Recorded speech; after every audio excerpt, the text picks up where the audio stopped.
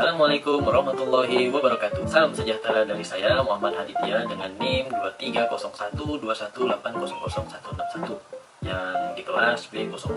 Hari ini saya sangat senang bisa berbagi, yaitu mereview buku dengan kalian semua, yaitu menyelesaikan tugas mata kuliah Desain Lingkungan Baca Kaya Teknologi. Langsung saja kita mereview buku. Apa saja sih yang saya review? Effective Teaching in the Secondary Classroom, dimana artinya pembelajaran efektif di kelas menengah.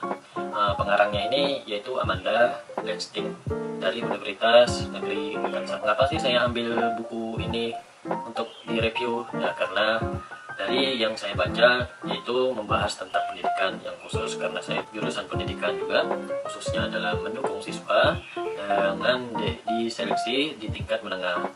Dari buku tersebut memberikan informasi yang relevan tentang disleksia. Untuk pendekatan ini, literasi terstruktur dalam pembelajaran, dari sejarah pendidikan di Amerika Serikat, serta berbagai strategi pembelajaran yang efektif seperti pembelajaran komparatif, diferensi instruksi, dan desain pembelajaran.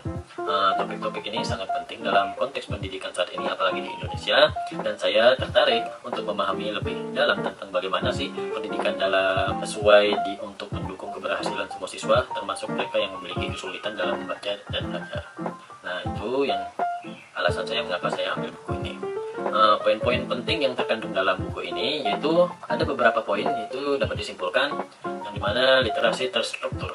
Dari buku ini membahas tentang konsep literasi terstruktur dalam pendidikan yang mencakup aspek-aspek penting seperti kesadaran fenomatik, fonik, kelancaran kosakata, dan pemahaman.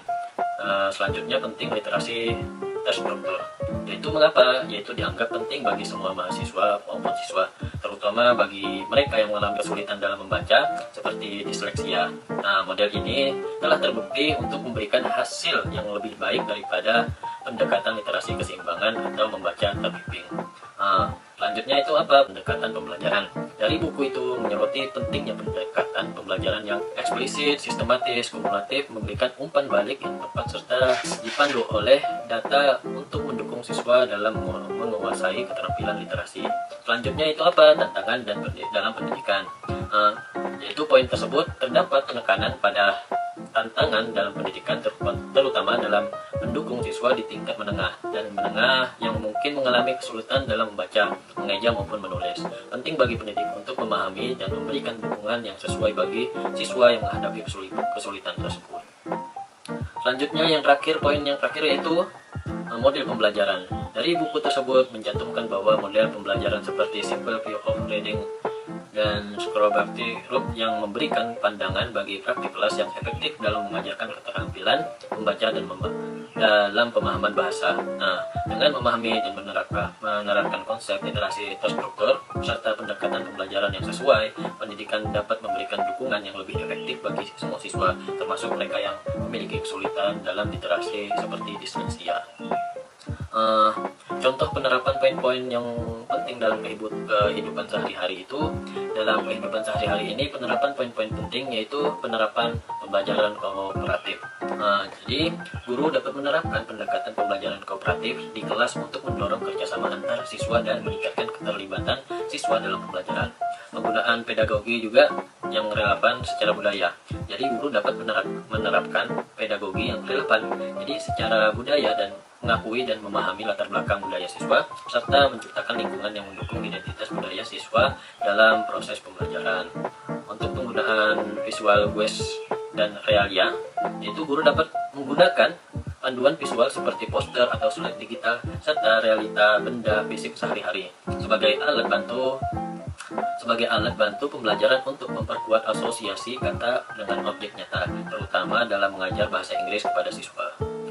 Untuk menyusun rencana pembelajaran yang fleksibel, guru dapat menyusun rencana pembelajaran yang fleksibel dengan berbagai aktivitas dan tugas yang menarik, serta dapat dimodifikasi sesuai dengan minat siswa atau pertanyaan yang muncul secara tidak terduga. Selanjutnya yaitu penggunaan standar pendidikan dan tujuan pembelajaran. Guru dapat merujuk pada standar pendidikan negara atau tujuan pembelajaran untuk memastikan bahwa setiap pembelajaran memiliki hasil yang jelas dan struktur. Dengan menerapkan poin-poin penting yang saya berikan dalam kehidupan sehari-hari, baik sebagai pendidik maupun sebagai siswa, kita dapat menciptakan lingkungan pembelajaran yang inklusif, mendukung dan efektif bagi siswa individu. Untuk kejelasan keterkaitan hubungan buku tersebut dengan cara memfasilitasi belajar, yaitu buku tersebut memiliki keterkaitan yang erat dengan cara memfasilitasi belajar dan meningkatkan kinerja manusia.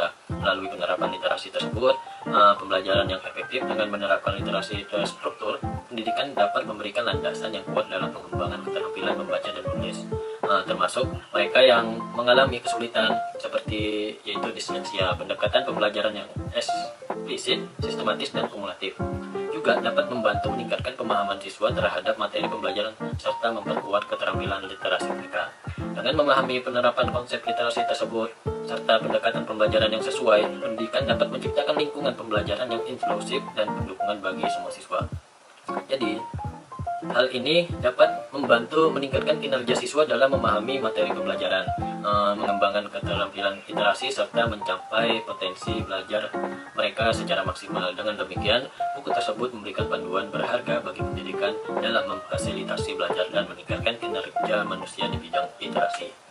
Sekian, terima kasih telah menyaksikan. Itu saja dari saya Muhammad Eltia. Saya harap kalian menikmati dan memahami konten yang saya bagikan hari ini. Nah, jangan lupa untuk share dan subscribe agar kalian tidak ketinggalan konten-konten menarik selanjutnya. Sampai jumpa di video berikutnya. Tetap semangat, jangan lupa membaca buku. Selamat tinggal. Dadah.